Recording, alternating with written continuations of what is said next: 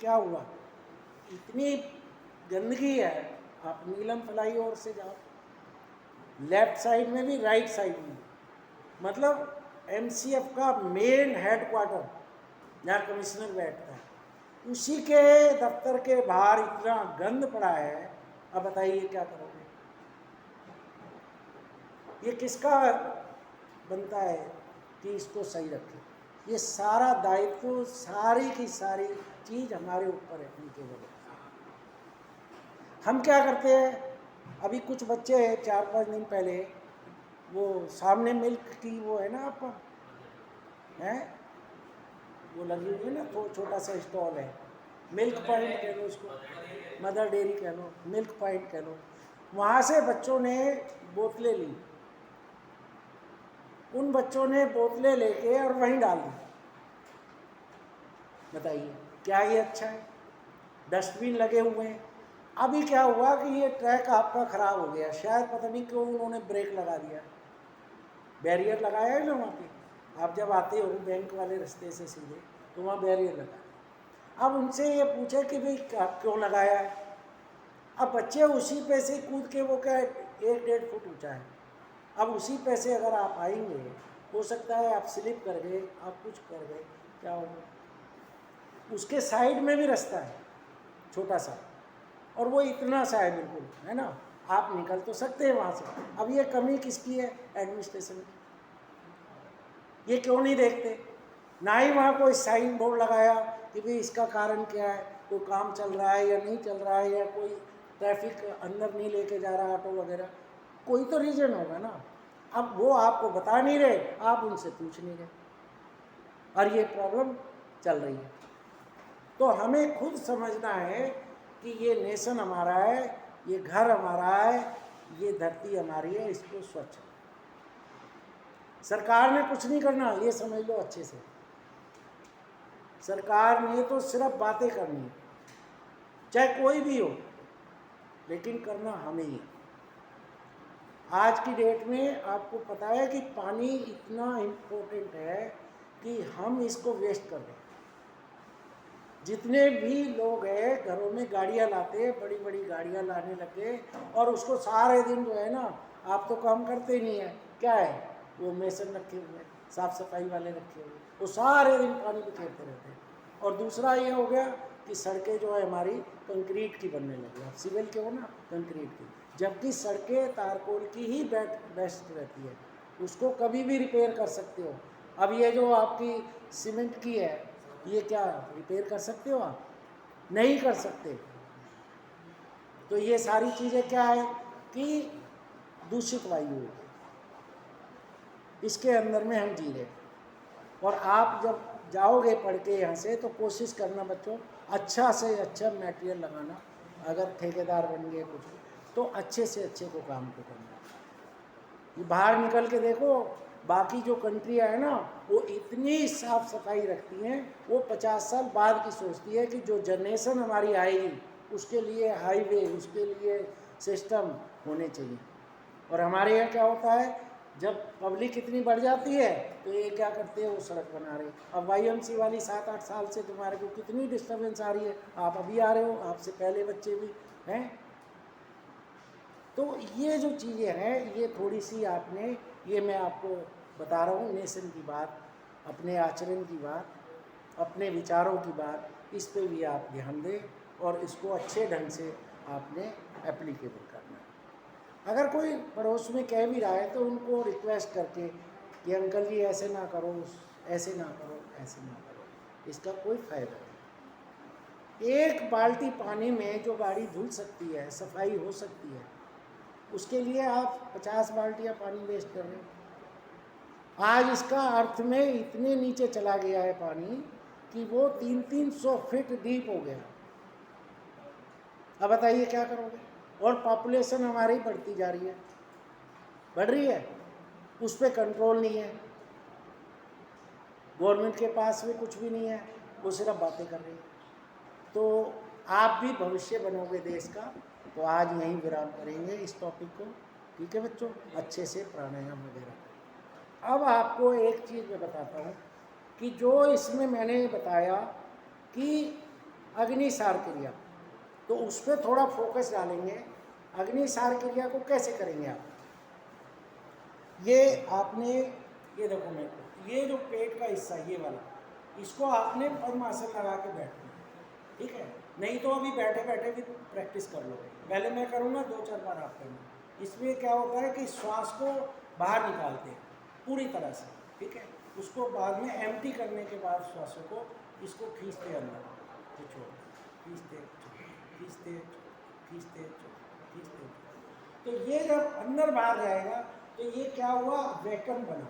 जब आपने श्वास को बाहर निकाल दिया तो उससे क्या हुआ, आपके अंदर में पावर आ गई। अब जिम वगैरह करते तो क्या करते हैं आप, करते हैं ना उसको, लेकिन वहाँ पे श्वासों से वो नहीं होता, वहाँ रूटीन में होता है। तो अब आप करो सारे बच्चे, श्वास को बाहर निकाल दो और फिर इसको, नहीं नहीं ऐसे ऐसे नहीं, आराम से खींचो छोड़ो, खींचो छोड़ो, खींचो छोड़ो, पूरा अंदर तक। हेलो, कोई नहीं, खड़े होके कर लो, बैठ के कर लो, खड़े होके ज़्यादा थोड़ा बेटर हो जाता है, या पद्मासन लगा। ओके, ये तो मैंने एक थोड़ा सा आपको प्रैक्टिकल होना चाहिए। उसके बाद में ये कह रहा है कि कपालभाति प्राणायाम। अब आपको ये समझने की बात है कि कपालभाति है क्या। कपाल का मतलब है मस्तिष्क, ओके, और भांति ये संस्कृत के शब्द होते थे पहले। तो हमारी लैंग्वेज जो थी, ऋषि मुनि जो थे वो संस्कृत में बात करते थे, क्योंकि जिस टाइम ये चलती है लैंग्वेज, उसी लैंग्वेज में बात करते हैं, ओके। अभी भी हम हिंदुस्तान में रहने के बाद भी क्या आप जो है इंग्लिश को छोड़ सकते हैं? नहीं छोड़ सकते, क्योंकि ये ऐसा पैटर्न बन गया कि इंग्लिश में ही सारा काम हो गया, हिंदी तो समझना ही नहीं चाहते हो। तो ये मैं समझ रहा हूँ कि आज की डेट में जो ये पुरानी पद्धति, कहते हैं ना, एक कहावत है कि ओल्ड इज गोल्ड।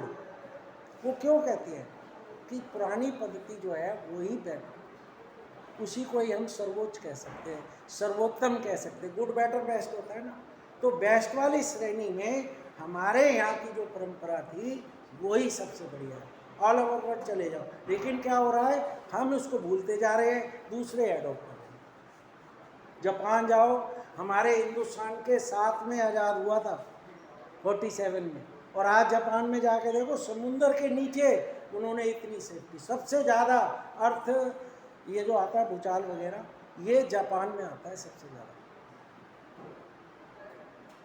और वहाँ तहस नहस हो जाता है। वो लोग फिर उसको छोटे छोटे हैं और वो फिर कर देते हैं।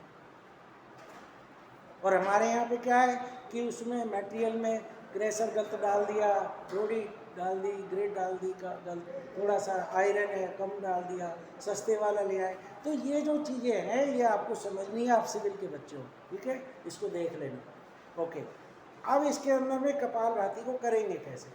अब सारे दिन आपको ये पॉल्यूशन आता है, किसके जरिए आता है, श्वासों के जरिए। अब ये श्वास जब हम लेते हैं तो ये बारीक भी होता है, हवा में देखो ना, जब सूरज निकलता है तो आप देखना उसमें से जो किरण निकलती है उसमें हल्के हल्के हल्के हल्के छोटे छोटे छोटे छोटे कण होते हैं ना, तो वो कणों को जो है अंदर श्वासों के जरिए लेते हैं। तो इसको आपने कैसे करना है, इसमें भी वही पद्मासन में बैठना है, और पद्मासन में बैठ के इसमें किक मारनी है, पुश करना है। तो सांस को अंदर ले लो, मैं पहले करके दिखा रहा हूँ।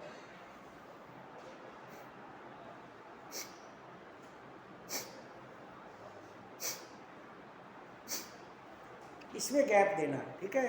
तो इसके लिए थोड़ा सा हैंकी वैंकी साथ में रखनी होती है ताकि थोड़ा सा रस्टिंग आएगी बाहर। तो आप थोड़ा सा करके देखो, इसमें ब्रेक देना है, मतलब जो श्वास लिए उसको छोड़ने के टाइम पे थोड़ा सा गैप देना है ताकि वैक्यूम आपका बना रहे। तो करो जरा एक बारी थोड़ा सा,